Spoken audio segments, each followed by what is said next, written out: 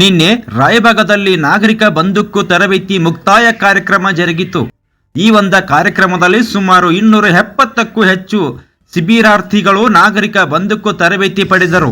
ಸದರಿ ಕಾರ್ಯಕ್ರಮದ ಅಧ್ಯಕ್ಷತೆ ವಹಿಸಿದ್ದ ಪ್ರತಾಪ್ ಮುನ್ನೋಳಿ, ಡಿವೈಎಸ್ಪಿ ಕರ್ನಾಟಕ ರಾಜ್ಯ ಪೊಲೀಸ್ ಸೇವೆ ಅಥಣಿ. ಇವರು ಬಂದೂಕು ತರಬೇತಿಯು ಕೇವಲ ಆತ್ಮರಕ್ಷಣೆ ಅಷ್ಟೇ ಅಲ್ಲದೆ ಸಮಾಜವನ್ನು ರಕ್ಷಿಸುವ ಜವಾಬ್ದಾರಿಗಳನ್ನು ಬೆಳೆಸಿಕೊಂಡು ಎಲ್ಲರೂ ಶಾಂತಿ ಸಹಬಾಳ್ವೆಯಿಂದ ನೆಮ್ಮದಿ ಜೀವನ ಸಾಗಿಸುವಂತಾಗಬೇಕು ಎಂದು ಈ ಒಂದು ಕಾರ್ಯಕ್ರಮದಲ್ಲಿ ಮಾತನಾಡಿದರು.